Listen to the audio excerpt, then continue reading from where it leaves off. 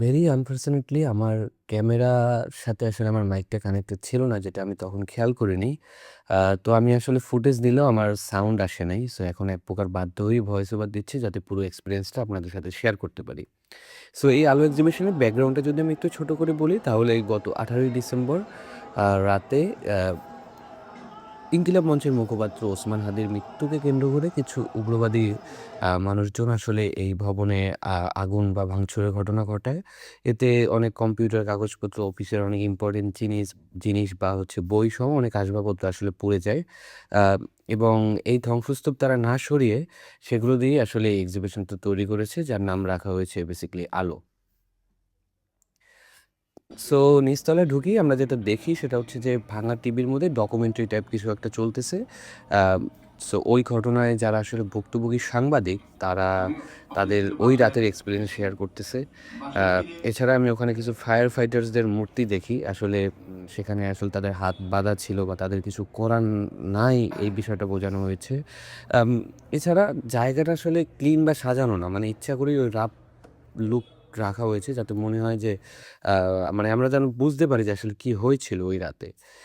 এরপর যাই আমরা হচ্ছে 2nd ফ্লোরে। এখানে ঢুকেই আসলে একটু সারপ্রাইজড হই, কারণ লাইটিংটা একটু ডার্ক টোনের থিমে ছিল বা একটা নীলচে একটা টোন ছিল। মাটিতে হচ্ছে অনেক ভাঙা কাঁচ বা অনেক ভাঙা আসবাবপত্র ছিল। তার মধ্যে সাদা কাপড়ের উম মতো কিছু অবয়ব ঝুলে বা দাঁড়িয়ে আছে। আমার কাছে দেখতে কিছুটা ভূতের মতোই লাগতেছিল। বাট ১ম এ আমি নিজেও বুঝিনি যে জিনিসটা আসলে কী? কিন্তু আমার মনে হয়েছে এগুলো হয়তো উম সেই অদৃশ্য উপস্থিতির প্রতীকী, বা যাদের চুপ করিয়ে দিতে চাওয়া হয়েছিল বাট পারে নাই, বা ওই ঘটনার স্মৃতি যা এখনো ঘুরে বেড়াচ্ছে ওই জায়গায়, এরকম কিছু হয়তো বোঝানো হয়েছে।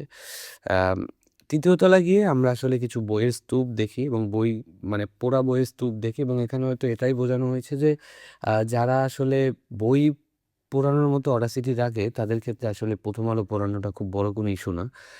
আরেকটা জিনিস খুব ইন্টারেস্টিং, সেটা হচ্ছে যে যেসব সাংবাদিকরা ওই টাইমে অফিসে উপস্থিত ছিলেন, তাদেরকে প্রতীকীভাবে কাগজ দিয়ে বানানো ফিগারের মতো করে তাদের ডেস্কে দাঁড় করিয়ে রাখা হয়েছে। আমার কাছে এটা খুব একটা স্ট্রং ভিজুয়াল মনে হয়েছে।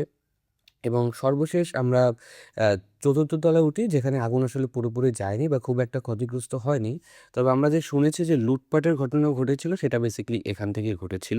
এখান থেকে অনেক জিনিসপত্র লুটপাট হয়েছে। আ সো এখন যদি ফাইনালি বলি যে সব মিলিয়ে আলোটা বা আলো এক্সিবিশন আমার কাছে একটা আর্ট শো কম, একটি রেসপন্স বেশি মনে হয়েছে। আগুনের পরে তারা আরেকটা আগুন দেখায় নাই, বরং আলো দেখিয়েছে। হয়তো মেসেজটা এই যে ধ্বংস হতেই পারে, কিন্তু পুরোপুরি নিভিয়ে দেওয়া এত সহজ না।